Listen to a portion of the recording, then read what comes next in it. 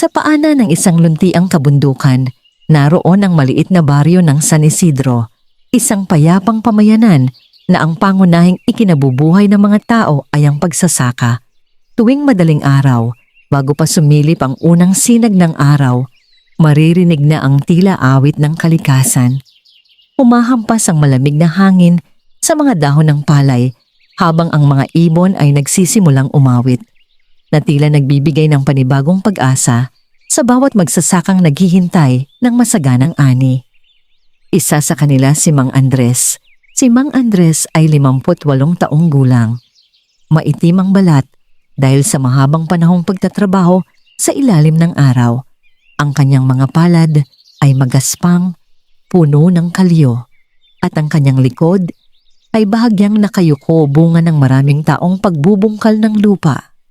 Ngunit sa kabila ng hirap ng buhay, nananatiling mabuti ang kanyang puso. Kasama niya sa buhay ang kanyang asawa na si Aling Rosa at ang kanilang bunsong anak na si Lito. Dalawa pa nilang anak ang nagtatrabaho sa kalapit na bayan upang makatulong sa gastusin ng pamilya. Hindi mayaman si Mang Andres. Sa katunayan, halos sapat lamang ang kanilang inaaning palay upang mairaos ang pang-araw-araw na pangangailangan. Kapag may bagyo o tagtuyot, madalas silang mangutang sa kooperatiba upang may maipambili ng binhi at pataba. Ngunit may isang bagay na hindi kailanman nawala kay Mang Andres. Ang kanyang pananampalataya. Palagi niyang sinasabi sa kanyang pamilya, habang marunong tayong magpasalamat at tumulong sa kapwa, hindi tayo pababayaan ng may kapal. Isang umaga ng tag-init, matapos siyang mag-araro ng kalahating ektaryang palayan, naupo siya sa ilalim ng isang malaking punong balete upang magpahinga. Binuksan niya ang lumang baunan na inihanda ni Aling Rosa. 2 pirasong tuyo, kaunting kanin, at isang maliit na kamatis. Habang pinagmamasdan niya ang simpleng pagkain, napangiti siya. Sapat na ito, marami pang ngang wala nito. Ihahango na sana niya ang unang subo nang makarinig siya ng mahinang tinig. Anak! Nagulat siya. Lumingon siya sa paligid, ngunit wala siyang makita. Muli niyang narinig ang tinig. Anak, maaari ba akong makahingi ng kahit kaunting pagkain? Tumayo si Mang Andres. Sa likod ng puno ng balete ay nakita niya ang isang napakatandang lalaki. Payat na payat ito. Halos nakayuko na ang likod. Mahaba ang puting buhok at balbas na halos umabot sa baywang. Suot nito ang lumang kulay abong balabal na tila ilang dekada nang ginagamit. May hawak siyang baston na yari sa kakaibang kahoy na may mga ukit na hindi pangkaraniwan. Namumutla ang matanda at tila hirap na hirap sa paglalakad. Lumapit si Mang Andres. Tay, ayos lang po ba kayo? Mahinang ngumiti ang matanda. Matagal na akong naglalakad. Ilang araw na akong walang makain. Napatingin si Mang Andres sa baunan. Alam niyang iyon lamang ang pagkain niya hanggang sa makauwi mamayang gabi. Kung ibibigay niya iyon, magtatrabaho siyang maghapon na walang laman ng tiyan. Ngunit nang makita niya ang nanginginig na kamay ng matanda, hindi na siya nagdalawang isip. Iniabot niya ang buong baunan. Narito po, kainin ninyo. Nagulat ang matanda. Buong pagkain mo? Ngumiti si Mang Andres. Mas kailangan ninyo po kaysa sa akin. Hindi ka ba magugutom? Ayos lang po. Sanay na akong magtiis. Tahimik na tumulo ang luha ng matanda. Marang tinanggap nito ang baunan. Isa-isang isinubo ang kanin at tuyo na tila iyon ang pinakamasarap na pagkain na kanyang natikman. Habang kumakain ang matanda, napansin ni Mang Andres ang isang kakaibang pangyayari. Unti-unting lumalakas ang ihip ng hangin. Ang mga dahon ng balete ay sabay-sabay na kumaluskos kahit wala namang bagyo. May mga paru-parong kulay ginto na biglang nagsiliparan mula sa damuhan, ngunit hindi niya iyon gaanong pinansin. Inisip niyang baka nagkataon lamang. Pagkatapos kumain, ibinalik ng matanda ang baunan. Maraming salamat. Walang anuman po. Tumingin ng diretso ang matanda sa kanyang mga mata. Kung bibigyan ka ng pagkakataong yumaman, tatanggapin mo ba? Napangiti si Mang Andres. Hindi po. Nagulat ang matanda. Hindi? Kung ang kapalit ay mawawala ang pagiging mabuting tao ko, mas gugustuhin kong manatiling simpleng magsasaka. Lalong lumiwanag ang mga mata ng matanda. Paano kung walang kapalit? Tahimik na napaisip si Mang Andres. Sapat na po sa akin ang may pagkain ng pamilya ko araw-araw. Kung may sobra man, gusto kong makatulong sa ibang nangangailangan. Ilang sandaling natahimik ang matanda.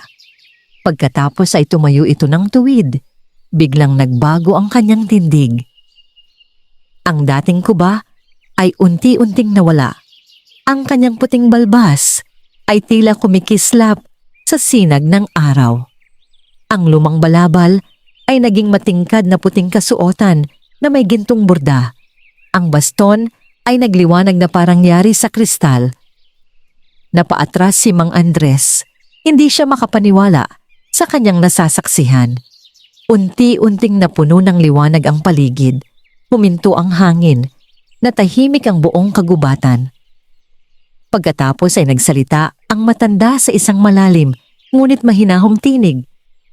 Huwag kang matakot. Ako ay hindi isang karaniwang matanda. Ako ang matandang engkanto nagbabantay sa kagubatang ito sa loob ng maraming siglo. Nanlaki ang mga mata ni Mang Andres. Hindi siya makapagsalita. Lumapit ako sa maraming tao. Mayayaman, makapangyarihan, mga negosyante, ngunit halos lahat sila ay itinaboy ako. Ikaw lamang ang nagbigay ng lahat ng pagkain mo nang walang hinihinging kapalit. Unti-unting yumuko si Mang Andres. Hindi ko po alam. Ngumiti ang engkanto. At iyan ang dahilan kung bakit karapat-dapat kang pagpalain. Itinaas ng engkanto ang kanyang baston. Mula sa dulo nito ay lumabas ang maliliit na gintong liwanag na lumutang sa himpapawid. Unti-unti nitong pinalibutan ang buong palayan. Ang dating tuyot na lupa ay tila nabuhayan. Ang mga palay ay bahagyang yumuko na parang sumasayaw sa hangin. Ngunit bago pa makapagtanong si Mang Andres, ibinaba ng engkanto ang kanyang baston. Hindi pa ito ang tamang oras. Ang pinakamalaking biyaya ay hindi agad ibinibigay. Kailangan mo munang mapatunayan na ang kabutihan mo ay hindi nagbabago kahit walang kapalit. Matamang nakinig si Mang Andres, babalik ako. Kapag dumating ang tamang panahon, sa isang iglap, muling umihip ang hangin. Kumislap ang paligid. At nang mawala ang liwanag, naglaho na ang matandang engkanto. Naiwan si Mang Andres na mag-isang nakatayo sa gitna ng kanyang palayan. Mahigpit niyang hinawakan ang walang lamang baunan. Hindi niya alam kung panaginip lamang ba ang lahat. Ngunit nang tumingin siya sa puno ng balete, nakita niya ang isang maliit na gintong dahon na dahan-dahang bumagsak sa kanyang harapan. Marahan niya itong pinulot. At sa sandaling mahawakan niya yon, naramdaman niyang tila may kakaibang init na dumaloy sa kanyang puso. Hindi niya alam na iyon ang simula ng pinakamalaking pagsubok at himalang magpapabago sa kanyang buhay, sa kanyang pamilya at sa buong baryo ng San Isidro. Madaling araw pa lamang ay gising na si Mang Andres. Tahimik niyang isinabit sa balikat ang kanyang lumang itak at kinuha ang baunang inihanda ni Aling Rosa. Habang naglalakad patungo sa palayan, paulit-ulit niyang inaalala ang nangyari noong nakaraang araw. Totoo nga ba ang kanyang nakita?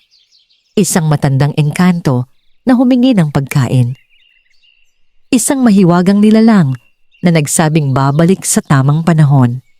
At ang gintong dahong iniuwi niya bilang tanging patunay na hindi lamang panaginip ang lahat. Pagdating sa bukid, agad niyang inilabas ang gintong dahon mula sa maliit na supot na yari sa tela. Nagniningning pa rin ito kahit wala pang ganap na sikat ng araw. Hindi ito nalalanta o kumukupas gaya ng ordinaryong dahon. Tahimik niya itong ibinalik sa supot.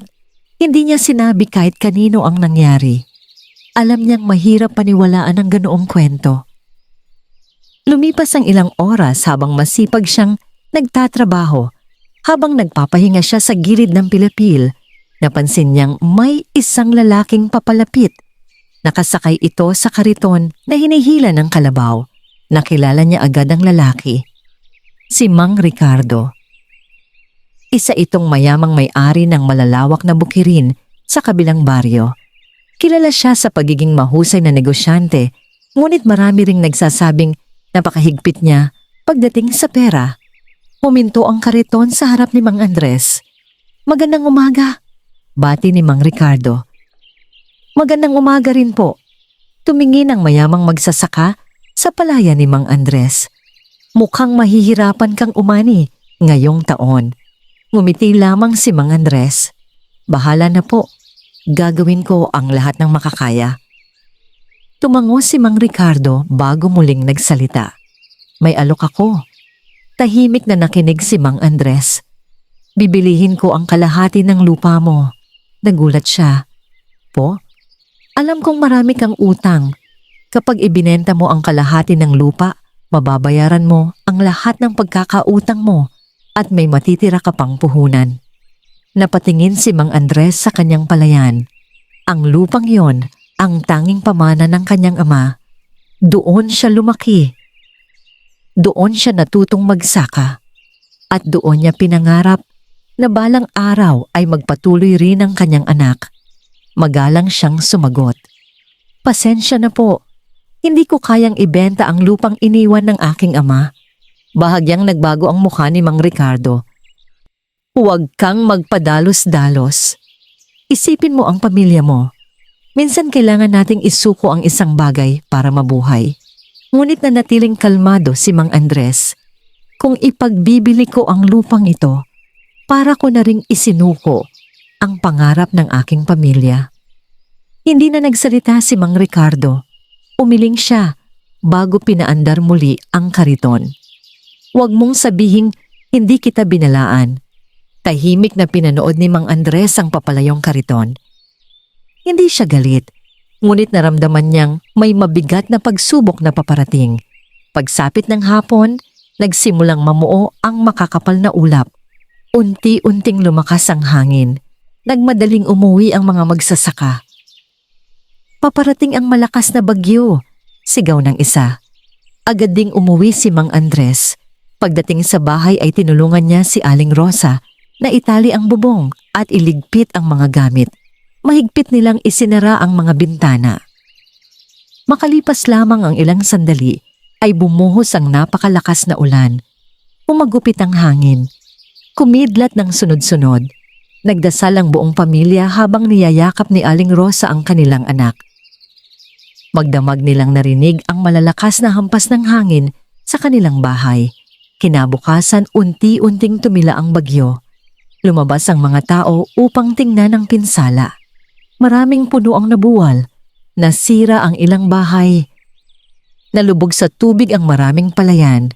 Nagmadaling pumunta si Mang Andres sa kanyang bukid. Habang papalapit siya, lalo siyang kinabahan. Ngunit pagdating niya roon ay natigilan siya. Ang mga palayan sa paligid ay halos nakadapa sa putik. Marami ang tuluyang nasira. Ngunit ang kanyang maliit na bukid ay halos walang pinsala. May ilang palay na yumuko dahil sa hangin. Ngunit nanatiling buhay ang karamihan. Hindi siya makapaniwala. Lumuhod siya sa pilapil. "Maraming salamat." Hindi niya alam kung himala ba yon o simpleng swerte. Ngunit batid niyang may kamay na gumabay sa kanya. Habang nakaupo siya sa gilid ng bukid, may narinig siyang mahinang iyak.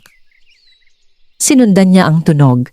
Sa ilalim ng natumbang puno ay nakita niya ang isang batang babae na halos 10 taong gulang lamang. Sugatan ang kanyang tuhod at nanginginig sa takot. Lumapit si Mang Andres. "Isha, ayos ka lang ba?"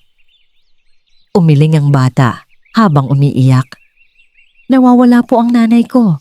Marang inalalaya ni Mang Andres ang bata at binigyan ng tubig mula sa kanyang baunan. "Huwag kang matakot. Hahanapin natin siya."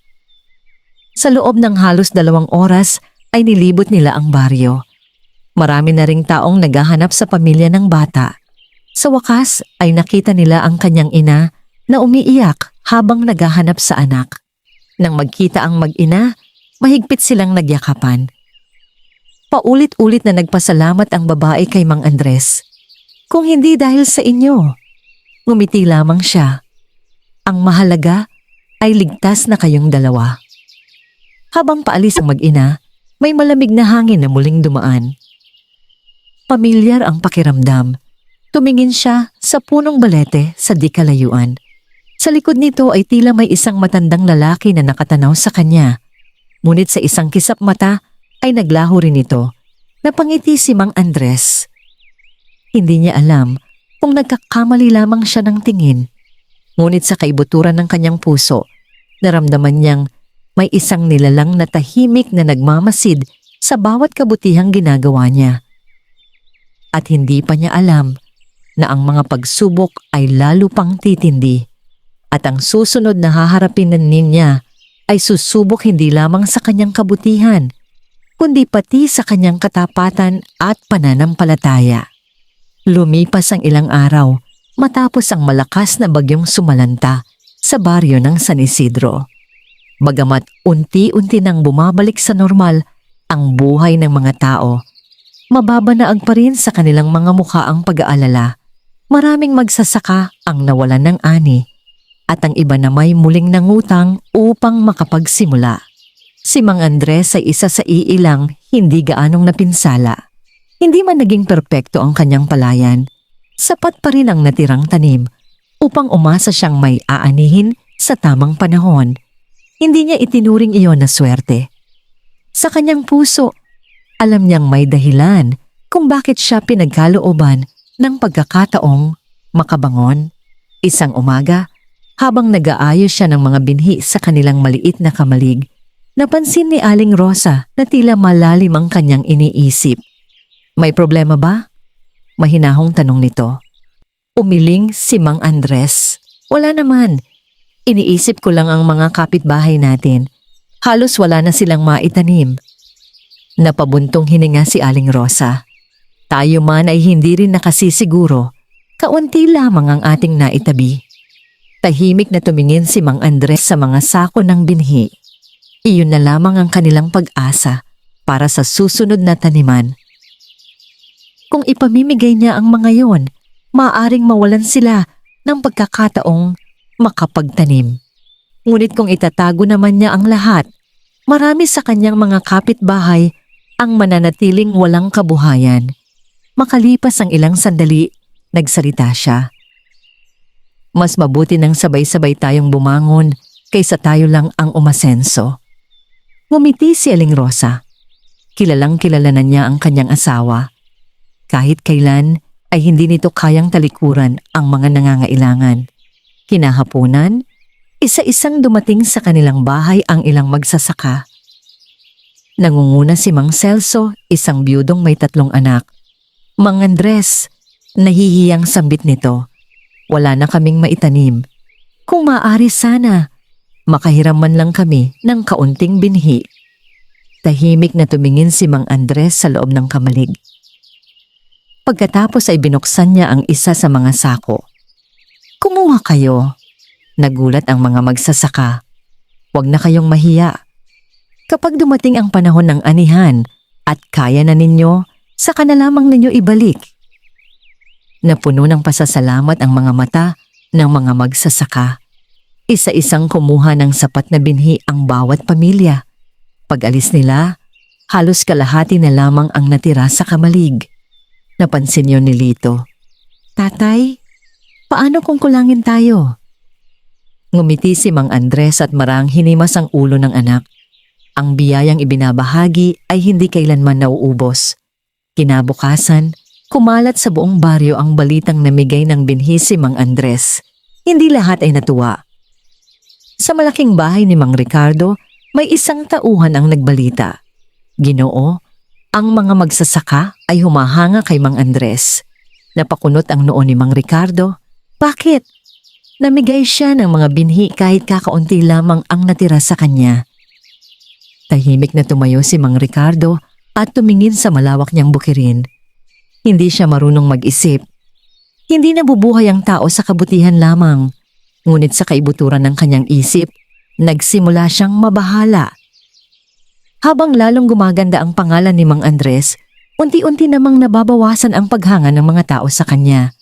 Makalipas ang ilang araw, isang estrangherong negosyante ang dumating sa baryo. Nakasuot ito ng mamahaling kasuotan at may dalang malaking supot ng salapi. Nagpunta siya sa bahay ni Mang Andres. Nabalitaan kong maganda ang kalidad ng iyong mga natitirang binhi. Opo, gusto kong bilhin ang lahat. Nagulat si Mang Andres. Lahat po? Oo. Magbabayad ako ng 5 ulit sa karaniwang halaga. Nanlaki ang mga mata ni Lito. Napakalaking halaga noon, sapat upang mabayaran ang lahat ng kanilang utang at makapagpagawa pa ng bagong bahay. Tahimik na nag-isip si Mang Andres.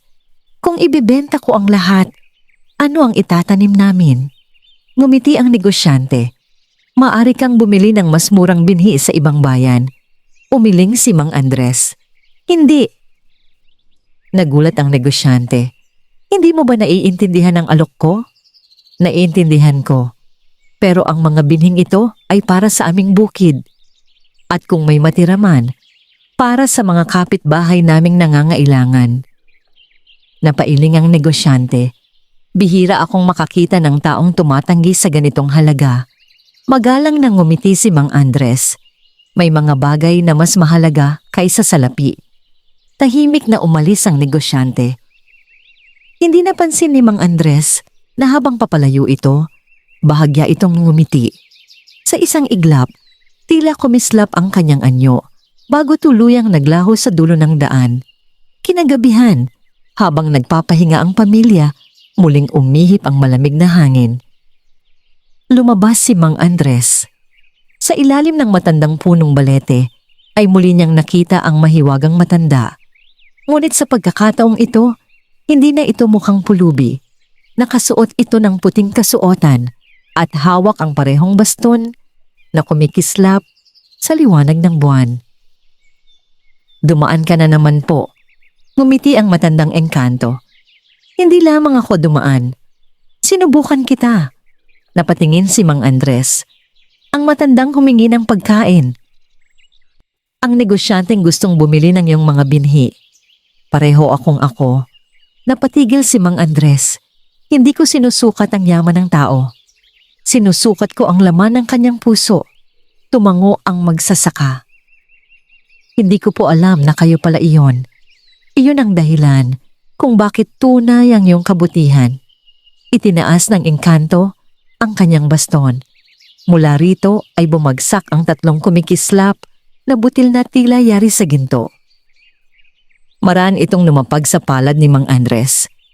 Ipunla mo ang mga ito sa gitna ng iyong bukirin. Huwag mong sasabihin kahit kanino. At ano man ang mangyari, huwag mong hayaang manaig ang kasakiman sa iyong puso. Bago pa makapagtanong si Mang Andres, unti-unting naglaho ang liwanag. Kasabay nito ang pagkawala ng matandang engkanto. Naiwan siyang nakatingin sa 3 mahiwagang butil na marahang kumikislap sa kanyang palad. Hindi pa niya alam na ang mga butil na yon ang magiging simula ng isang himalang hindi lamang magpapabago sa kanyang kapalaran, kundi magiging dahilan din ng paglitaw ng mga taong handang gawin ang lahat upang maagaw ang biyayang ipinagkaloob sa kanya. Maliwanag pa lamang ang silangan nang tahimik nagtungo si Mang Andres sa kanyang palayan. Maingat niyang inilabas mula sa supot na yari sa tela ang 3 mahiwagang butil na ibinigay ng matandang engkanto. Sa liwanag ng umaga, lalo niyang napansin ang kakaibang anyo ng mga ito. Hindi sila kahawig ng karaniwang binhi ng palay. Ang bawat butil ay may bahagyang gintong ningning na tila may sariling liwanag. Nang hawakan niya ang mga ito, nakaramdam siya ng banayad na init na umabot hanggang sa kanyang dibdib. Naalala niya ang bilin ng engkanto. Ipunla mo ang mga ito sa gitna ng iyong bukirin. huwag mong sasabihin kahit kanino. Lumuhod siya sa pinakagitna ng kanyang palayan.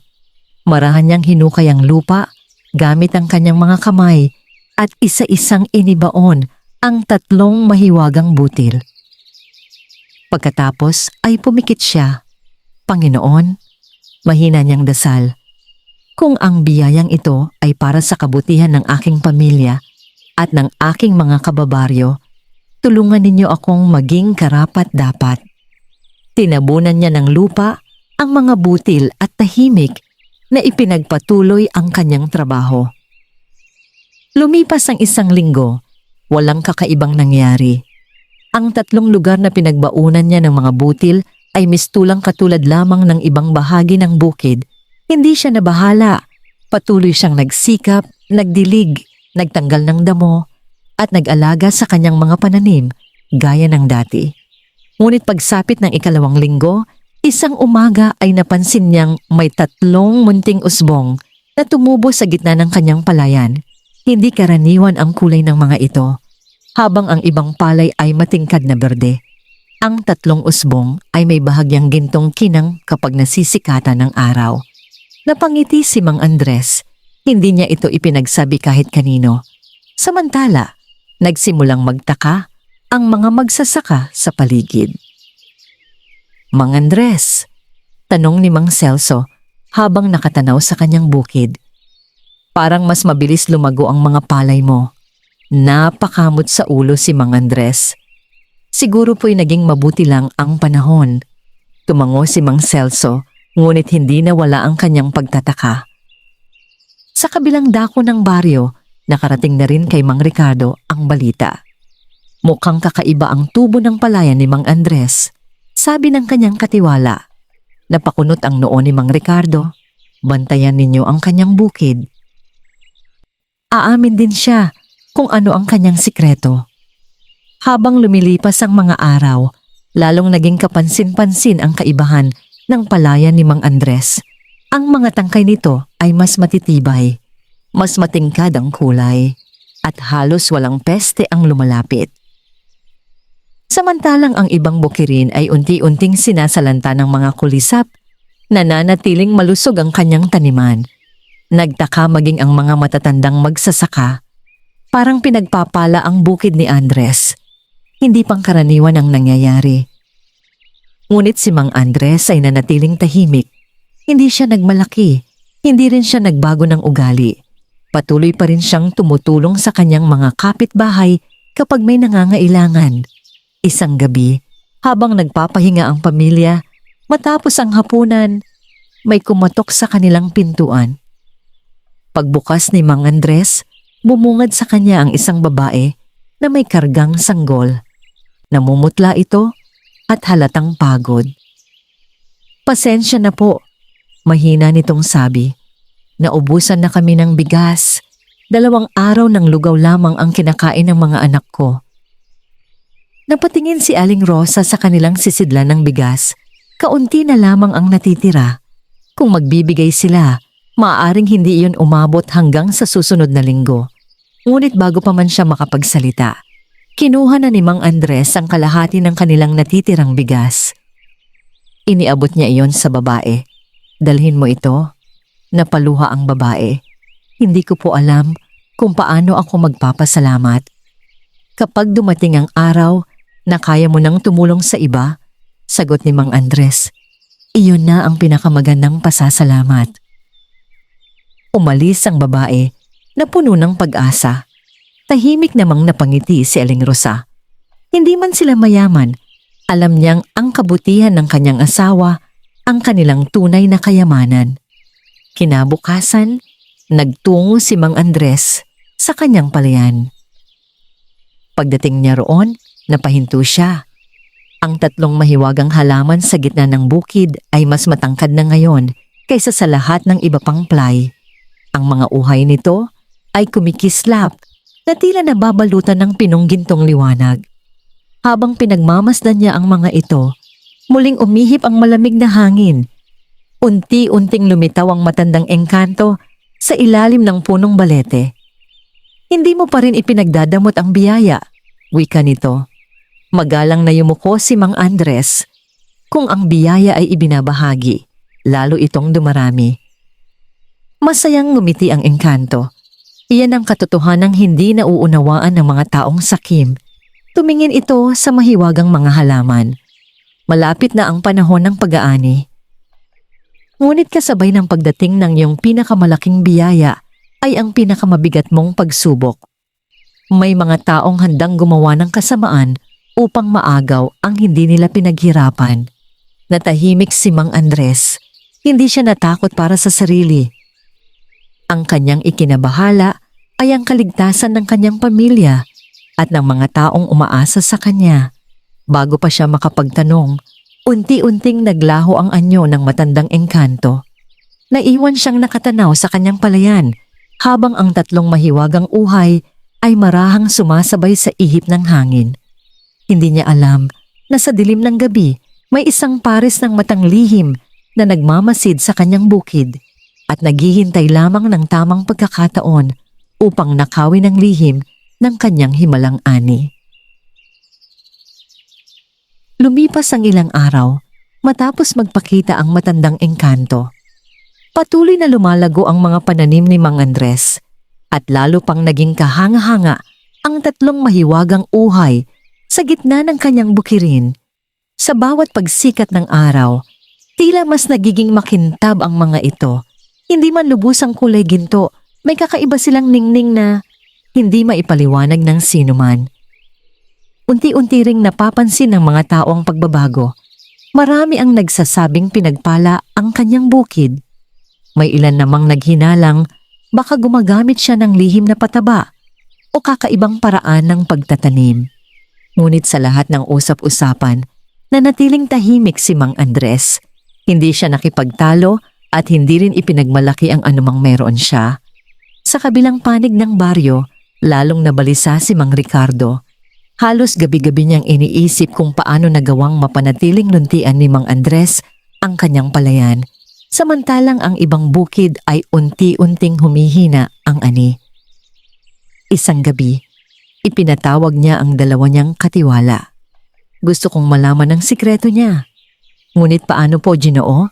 Tanong ng isa. Tahimik na naglakad si Mang Ricardo patungo sa bintana. Mamayang hating gabi. Pumunta kayo sa kanyang palayan. Obserbahan ninyo ang bawat sulok. Kung may makita kayong kakaiba, dalhin ninyo sa akin. Nagkatinginan ang dalawang lalaki bago tumango.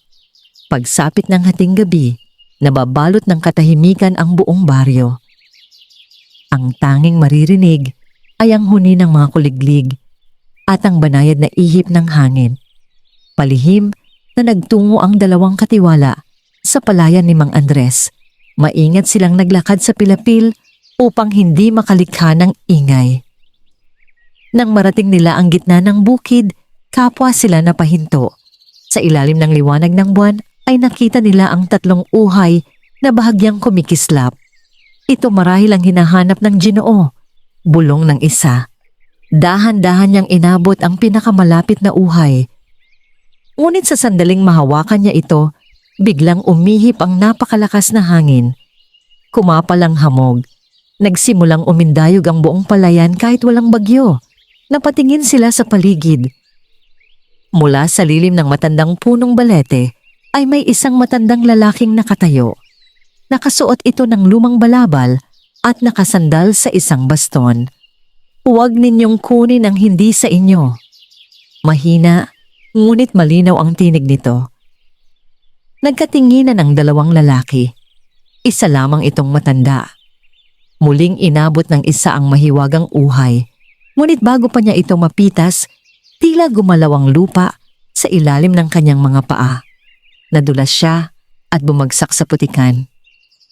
Kasabay nito, nagsimulang umihip ang paikot-ikot na hangin sa kanilang paligid. Nanginig sa takot ang dalawa. Hindi na nila hinintay ang susunod na mangyari. Tumakbo silang palabas ng bukid nang hindi lumilingon. Pagsapit nila sa daan, biglang nawala ang malakas na hangin. Nang maglakas loob silang tumingin pabalik, wala na ang matandang lalaki. Tahimik na lamang ang buong palayan. Kinabukasan, agad nilang isinumbong kay Mang Ricardo ang kanilang nasaksihan. Hindi po yon ordinaryong tao. May kakaibang kapangyarihan. Napailing si Mang Ricardo.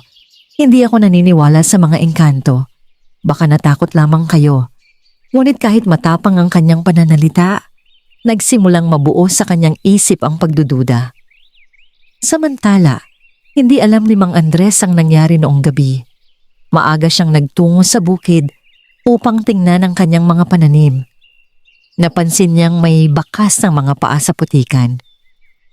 May mga bahaging tila naapakan ng kung sino. Napabuntong hininga siya. Mukhang may nagtangkang pumasok. Tahimik niyang inayos ang mga natapakang bahagi ng pilapil. Hindi siya nagalit. Sa halip ay ipinagdasal niya ang taong gumawa nito. Sana'y maliwanagan siya. Habang inaayos niya ang lupa, may narinig siyang mahinang tinig. Ang taong mabuti ay hindi naghihiganti. Lumingon siya. Naroon muli ang matandang engkanto. Ngayon ay malinaw na ang anyo nito. Mahaba ang puting buhok, maliwanag ang mga mata, at ang kanyang baston ay tila yari sa lumang punong nababalutan ng liwanag. Sinubukan nilang nakawin ang biyaya, sabi ng engkanto. Ngunit ang biyayang ibinigay sa taong may malinis na puso ay hindi maaring maagaw ng kasakiman. Magalang na yumuko si Mang Andres. Hindi ko po sila kinagagalitan. Marahil ay natutukso lamang sila. Masayang ngumiti ang engkanto. Iyan ang dahilan kung bakit lalo kang pinagpapala. Itinaas nito ang baston at marahang itinuro ang buong palayan. Sa isang iglap, tila mas naging luntian ng mga tanim. Ang mga uhay ay yumuko na parang sumasayaw sa banayad na hangin. Malapit na ang anihan. Ngunit tandaan mo, Andres, ang tunay na kayamanan ay hindi nasusukat sa dami ng ani, kundi sa dami ng pusong nabibigyan mo ng pag-asa. Pagkasabi nito, ay unti-unting naglaho ang matandang engkanto, kasabay ng marahang pag-ihip ng hangin. Naiwan si Mang Andres na nakatanaw sa kanyang palayan, habang ang kanyang puso ay puno ng pasasalamat. Ngunit sa kabilang dako ng baryo, hindi pa rin nawawala ang pagnanasa ni Mang Ricardo na malaman ang lihim ng himalang ani. At sa kanyang isip, nagsimula ng mabuo ang isang mas mapanganib na balak, isang balak na maaaring magdala ng panganib hindi lamang kay Mang Andres, kundi sa buong baryo ng San Isidro.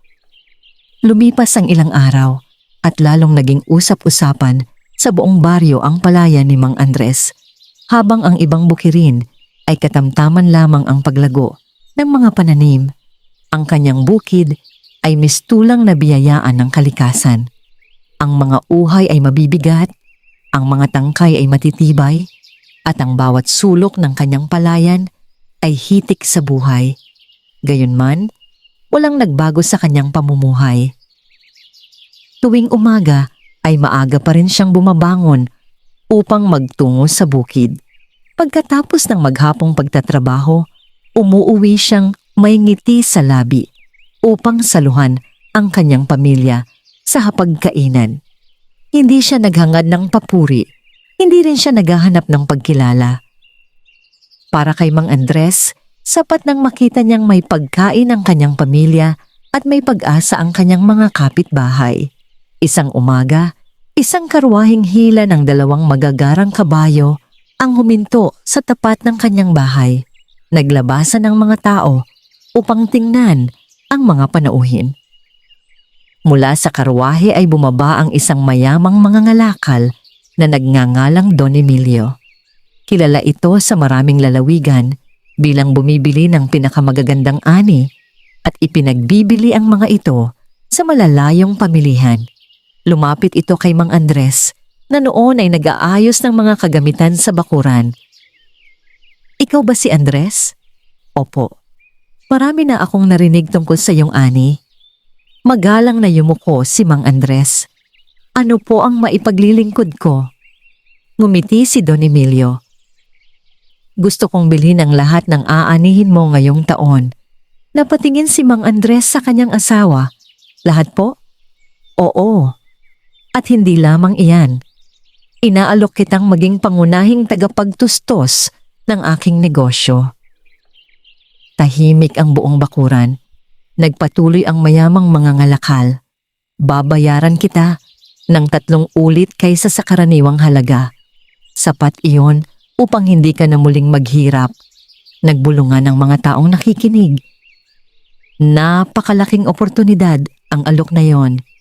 Hindi na kailangang mag-alala ni Mang Andres sa utang, pagkain o kinabukasan ng kanyang pamilya. Ngunit nanatili siyang tahimik. Makalipas ang ilang sandali, magalang siyang nagsalita. Maraming salamat po sa inyong pagtitiwala. Ngunit hindi ko maaaring ibenta ang lahat ng aking aanihin. Nagtaka si Don Emilio. Bakit? Kailangan ko pong magtira. Para kanino? Para sa aking pamilya.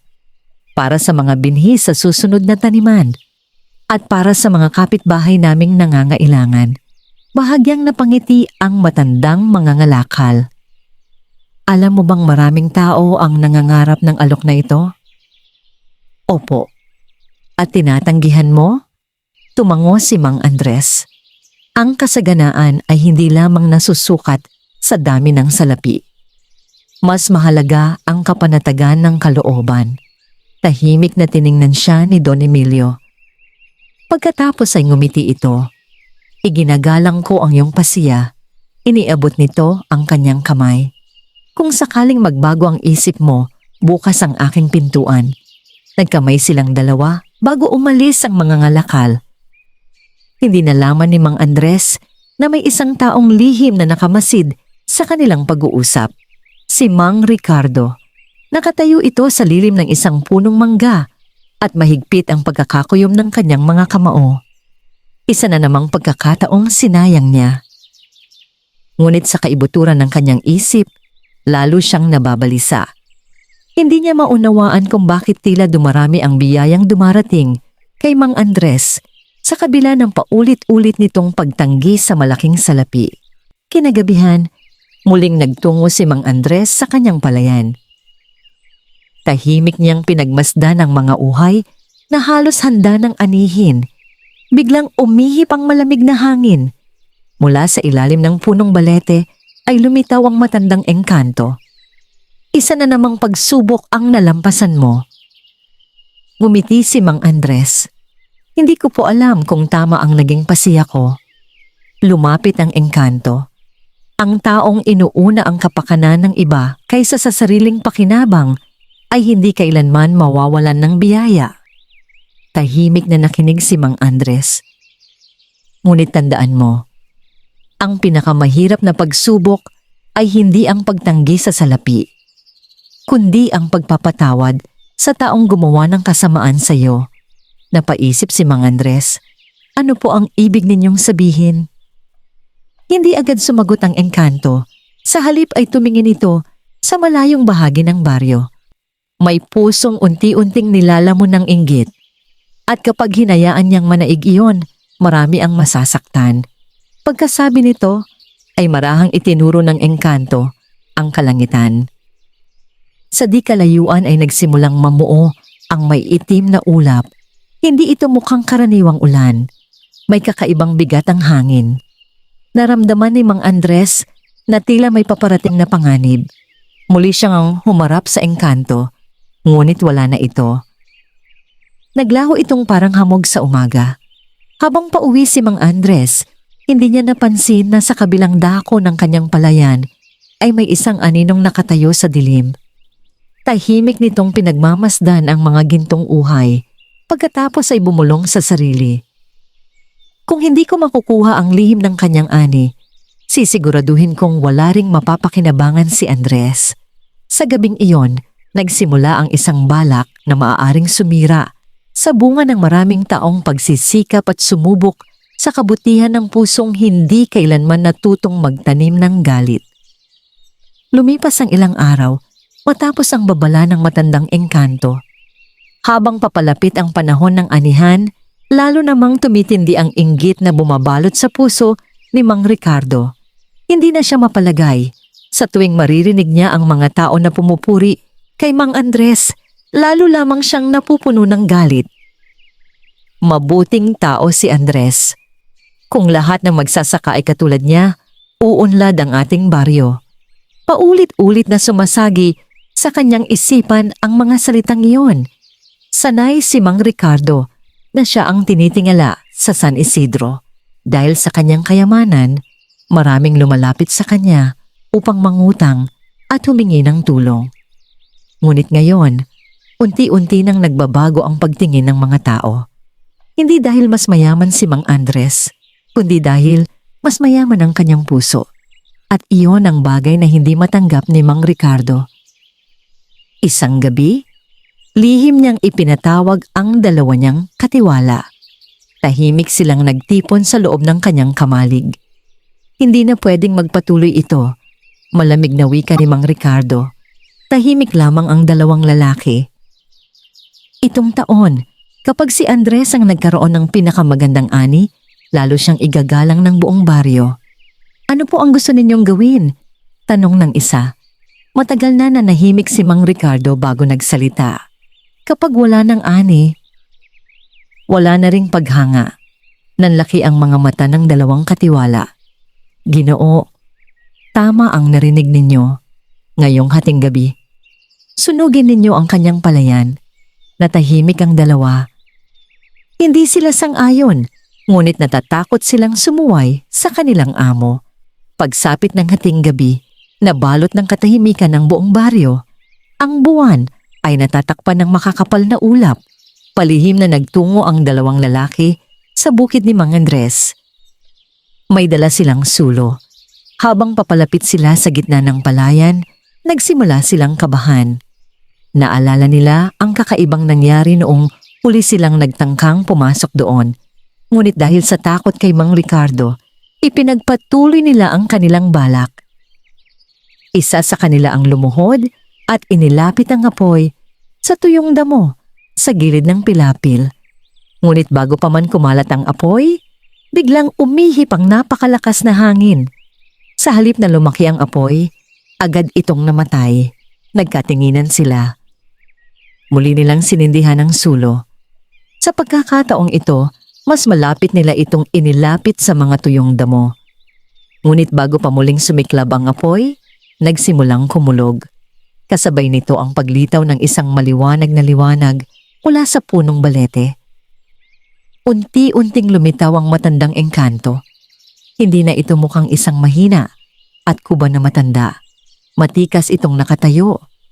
Nakasuot ng puting kasuotan na may gintong burda. Ang kanyang mga mata ay tila sumasalamin sa liwanag ng buwan. At ang kanyang baston ay kumikislap na parang yari sa kristal. Hindi siya nagsalita. Maraan lamang niyang itinukod ang baston sa lupa. Sa isang iglap, bumuhos ang banayad na ulan sa buong palayan. Hindi yon karaniwang ulan. Ang bawat patak ay tila kumikislap sa dilim. Tuluyang namatay ang apoy. Napaluhod sa takot ang dalawang lalaki. Patawarin ninyo kami.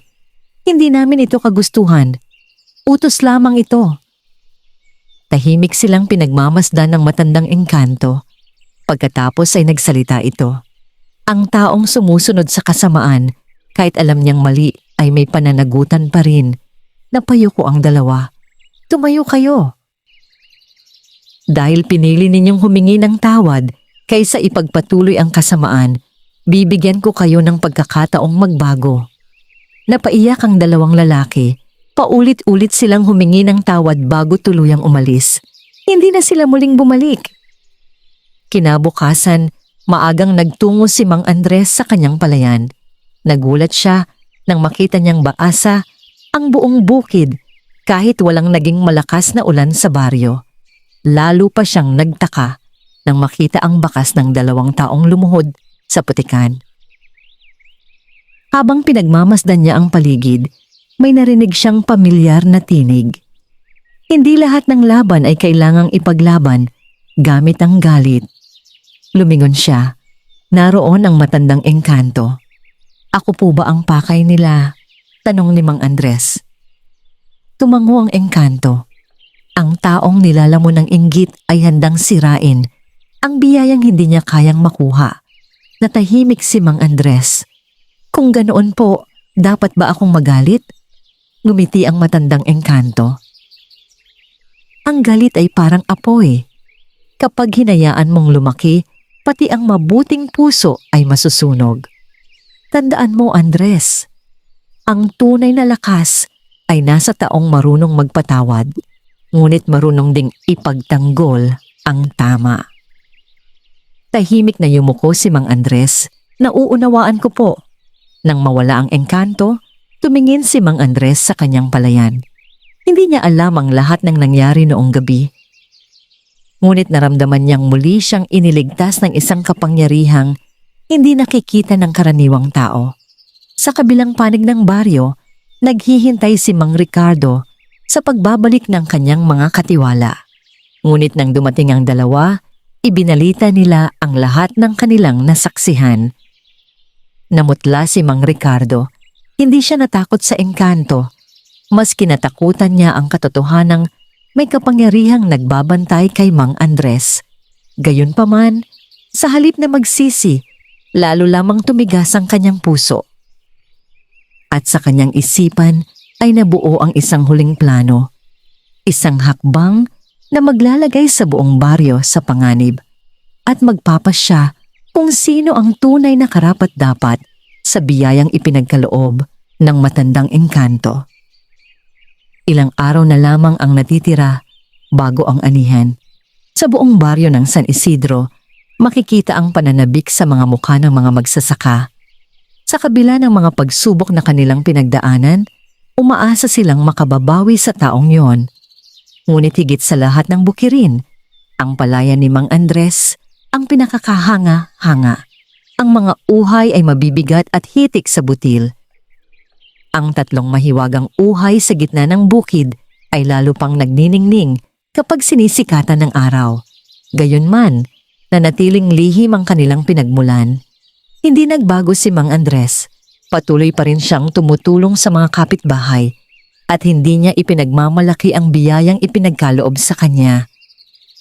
Samantala, lalong lumalim ang inggit sa puso ni Mang Ricardo. Hindi siya mapakali.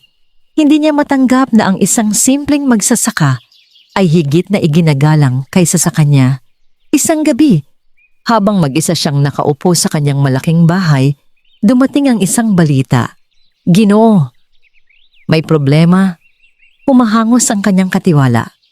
Ano yon? Nasira ang pilapil sa may ilog. Kung hindi agad maayos, babaha ang buong baryo. Agad na tumayo si Mang Ricardo. Nagmadali siyang pumunta sa ilog kasama ang iba pang mga magsasaka. At totoo nga, nagkaroon ng malaking bitak sa pangunahing pilapil na pumipigil sa rumaragasang tubig mula sa kabundukan. Habang lumalaki ang bitak, lalo ring bumibilis ang agos ng tubig. Kapag tuluyang bumigay ang pilapil, malulunod ang mga palayan at mawawala ang ani ng buong baryo. Nagtipon ang mga tao. Lahat ay nag-aalala. Wala na tayong magagawa. Masyadong malakas ang agos. Hintayin na lang natin ang umaga. Ngunit alam nilang baka huli na ang lahat pagsikat ng araw. Sa gitna ng kanilang pag-aalala, dumating si Mang Andres. Tahimik niyang pinagmasdan ang lumalaking siwang sa pilapil. Pagkatapos ay nagsalita, "Hindi tayo maaaring maghintay. Kailangan nating itong ayusin ngayon." May isang matandang magsasaka ang umiling. Mapanganib. Maaring tangayin ng tubig ang sino mang lalapit. Natahimik ang lahat. Walang gustong magsapalaran. Biglang hinubad ni Mang Andres ang kanyang kamiseta.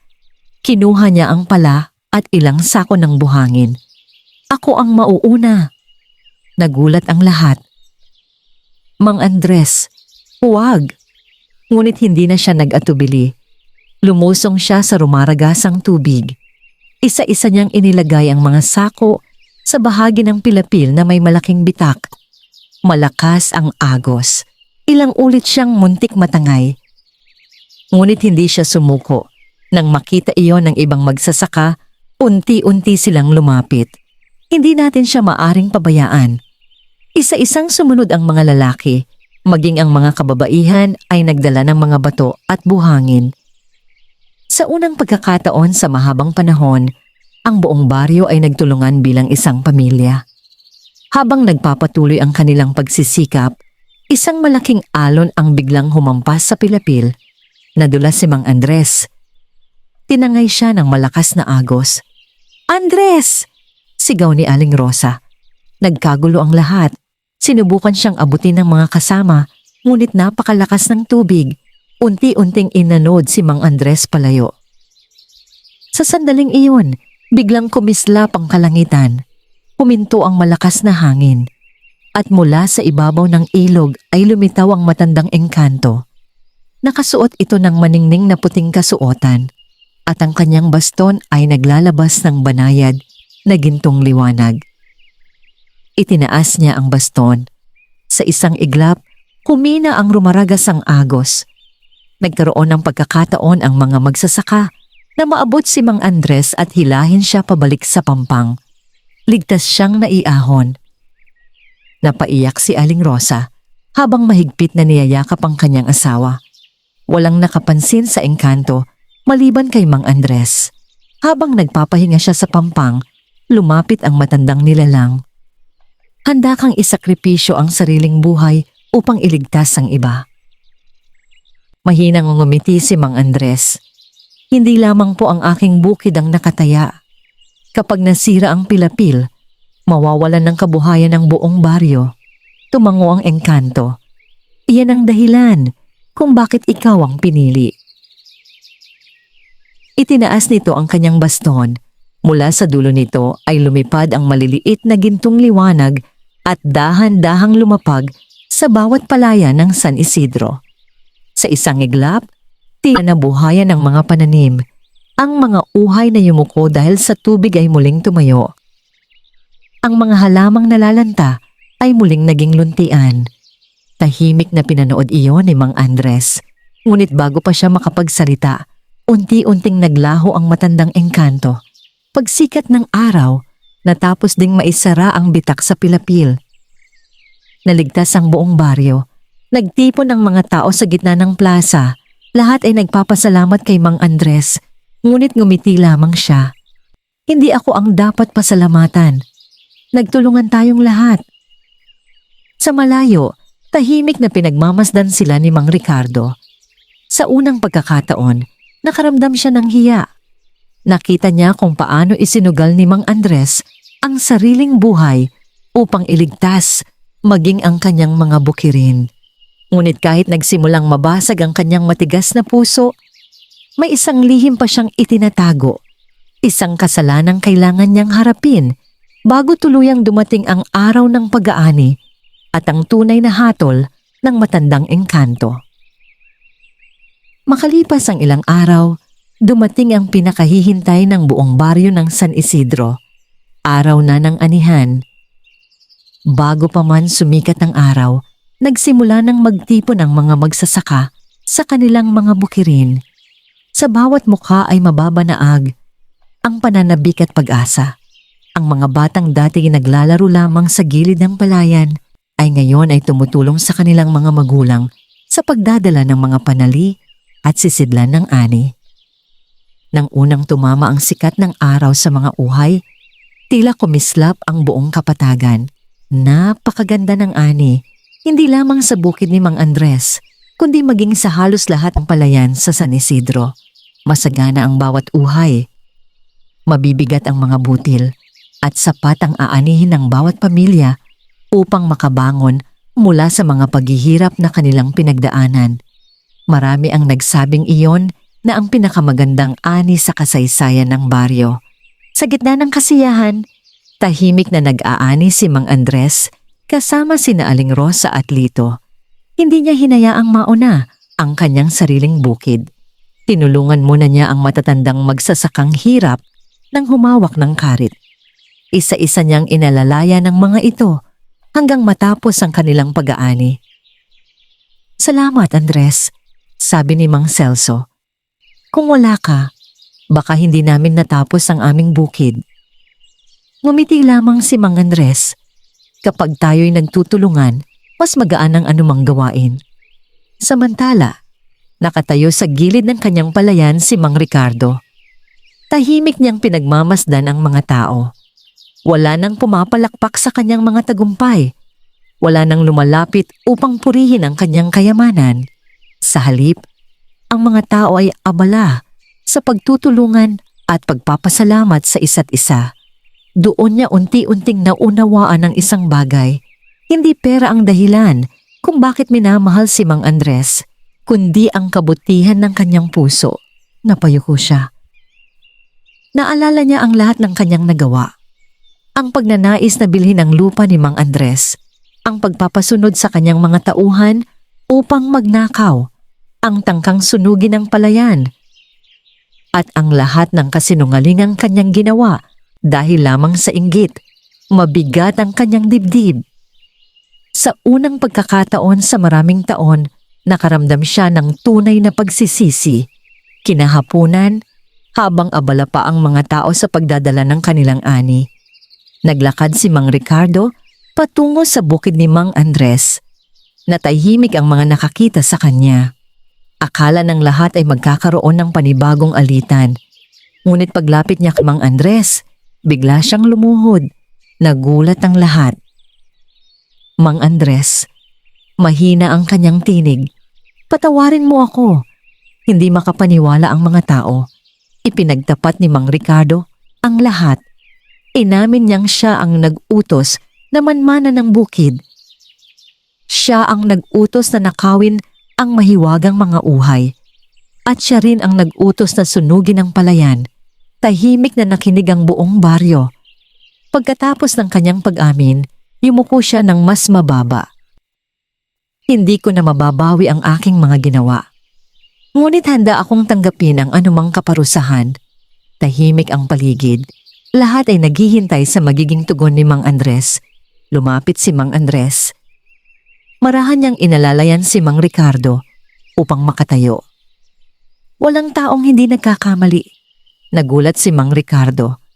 Kung tunay ang iyong pagsisisi, mas mabuti nang magsimula kang gumawa ng kabutihan kaysa habang buhay kang mabuhay sa iyong pagkakasala.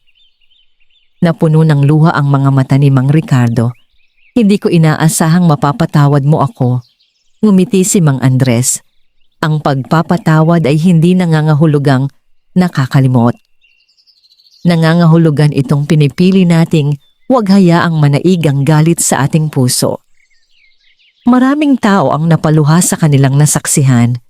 Sa sandaling iyon, muling umihip ang malamig na hangin. Unti-unting lumitaw ang matandang engkanto sa ilalim ng punong balete. Sa pagkakataong ito, hindi lamang si Mang Andres ang nakakita sa kanya. Unti-unti siyang nakita ng buong baryo na puno ng pagkamangha ang lahat. Ang kanyang puting kasuotan ay tila hinabi mula sa liwanag. Ang kanyang baston ay kumikislap na parang bituin. Lumapit siya kina Mang Andres at Mang Ricardo. Tunay ngang dumating na ang oras ng hatol. Tahimik na yumuko ang lahat. Tumingin ang engkanto kay Mang Ricardo. Ang kasakiman ay nagdala sa iyo sa kadiliman. Ngunit ang tapat na pagsisisi ay unang hakbang tungo sa pagbabago. Pagkatapos ay hinarap niya si Mang Andres. At ikaw, Andres, hindi ka lamang pumasa sa aking mga pagsubok. Ipinakita mong ang tunay na kayamanan ay nasa kabutihan, katapatan at pagpapatawad. Itinaas ng engkanto ang kanyang baston. Isang matingkad na gintong liwanag ang bumalot sa buong palayan. Ang tatlong mahiwagang uhay sa gitna ng bukid ay dahan-dahang naglaho at naging libu-libong maliliit na gintong butil na lumipad sa himpapawid. Ang mga ito ay kumalat sa buong baryo na tila mga bituin na bumababa mula sa langit. Hindi iyon ginto, kundi isang pagpapalang hindi kayang nakawin ng sinuman. At sa araw ding iyon, naghanda ang matandang engkanto na ibigay ang kanyang huling regalo, isang biyayang magpapabago sa kinabukasan ng San Isidro magpakailanman. Tahimik na lumulutang sa himpapawid ang libu-libong kumikislap na gintong butil. Habang unti-unti silang bumababa, tila pinagpapala ng liwanag ang bawat sulok ng baryo ng San Isidro. Walang sino man ang nangahas na saluhin ng mga ito. Lahat ay nakatingala, namamangha sa himalang kanilang nasasaksihan. Nang tuluyang sumayad sa lupa ang mga kumikislap na butil, dahan-dahan silang naglaho na para bang hinihigop ng mismong kalikasan. Kasabay nito, isang banayad na hangin ang humaplos sa buong baryo. Mula sa mga punong kahoy hanggang sa mga palayan, tila muling nabuhay ang bawat halaman.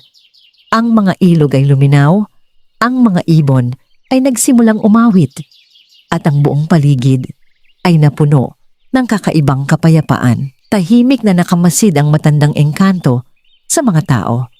Sa kanyang mga mata ay mababanaag ang kasiyahang matagal na niyang hinihintay. Lumapit siya kay Mang Andres. Natapos na ang lahat ng aking pagsubok. Magalang na yumuko si Mang Andres. Hindi ko po inakalang darating ang araw na ito. Ngumiti ang matandang engkanto. Noong una kitang nilapitan, hindi mo ako nakita bilang isang makapangyarihang nilalang. Nakita mo lamang ang isang gutom na matanda. Ibinigay mo ang lahat ng pagkain mo, kahit alam mong maghapon kang magtatrabaho nang walang laman ang tiyan. Hindi mo ginawa yon upang humingi ng kapalit. Ginawa mo yon dahil likas kang mabuti. Natahimik si Mang Andres. Hindi niya kailanman inisip na ang isang simpleng kabutihan ay magbabago sa kanyang buhay. Pagkatapos ay humarap ang engkanto sa buong baryo. Makinig kayong lahat. Unti-unting lumapit ang mga tao. Maging ang mga bata ay tahimik na nakinig. Maraming taon akong naglibot sa iba't ibang lupain. Marami akong nakilalang mayayaman. Marami akong nakilalang makapangyarihan. Ngunit kakaunti ang handang magbigay ng walang hinihintay na kapalit. Huminto siya sandali bago nagpatuloy. Ang baryong ito ay muntik ng lamunin ng kasakiman. Ngunit dahil sa kabutihan ng isang tao, natutunan ninyong muli ang pagtutulungan. At dahil doon, ang pagpapalang ito ay hindi lamang para kay Andres, kundi para sa inyong lahat. Itinaas ng matandang engkanto ang kanyang baston sa huling pagkakataon. Isang maliwanag na sinag ang tumama sa gitna ng baryo. Unti-unting sumibol ang isang napakalaking puno. Hindi ito karaniwang puno. Ang mga dahon nito ay luntian na may bahagyang gintong ningning at ang mga bunga nito ay namumunga sa bawat panahon. Ang punong ito ang magiging sagisag ng inyong pagkakaisa. Habang namamayani ang kabutihan sa baryong ito, hindi kayo magkukulang sa pagkain. Huwag ninyo itong gamitin para sa kasakiman. Alagaan ninyo ito tulad ng pag-aalaga ninyo sa isa't isa. Tahimik na tumango ang lahat. Lumapit si Mang Ricardo. Muli siyang yumuko sa harap ng matandang engkanto. Karapat dapat po ba akong patawarin? Tinitigan siya ng engkanto. Ang kapatawaran ay nagsisimula sa pagtanggap ng sariling pagkakamali. Tunay ang iyong pagsisisi. Ngunit ang tunay na pagbabago ay makikita sa iyong mga susunod na gagawin. Tumango si Mang Ricardo. Sa harap ng buong baryo ay nagsalita siya. Mula sa araw na ito, bubuksan ko ang aking kamalig sa mga magsasakang nangangailangan. Magpapahiram ako ng binhi ng walang labis na interes. At maglalaan ako ng bahagi ng aking ani para sa mga byuda, matatanda at mga ulila. Nagpalakpakan ang mga tao. Hindi dahil sa kanyang kayamanan, kundi dahil nakita nilang nagsimula na siyang magbago. Lumipas ang mga buwan. Ang San Isidro ay naging isa sa pinakamaunlad na baryo sa buong lalawigan. Hindi dahil sa dami ng kanilang salapi, kundi dahil sa kanilang pagkakaisa. Wala nang nagugutom. Kapag may nasiraan ng bahay, nagtutulungan ng buong baryo upang ito'y maitayo muli. Kapag may nagkasakit, sama-samang nag-aambaga ng mga tao para sa kanyang pagpapagamot. Ang mga batang dati, walang pagkakataong makapag-aral ay natutong bumasa at sumulat dahil sa pagtutulungan ng buong pamayanan. Si Mang Andres ay nanatiling isang simpleng magsasaka. Hindi siya nagtayo ng malaking bahay. Hindi siya naghari-harian sa baryo. Patuloy siyang nagsasaka, tumutulong sa kapwa at nagtuturo sa mga kabataang magsasaka ng kahalagahan ng sipag, katapatan at malasakit. Sa paglipas ng panahon, naging isa siyang huwaran ng buong lalawigan. At sa tuwing may nagtatanong sa kanya kung ano ang tunay na sikreto ng kanyang masaganang ani, iisa lamang ang kanyang isinasagot. Kapag ang puso ay marunong magbahagi, ang biyaya ay laging may daan upang bumalik.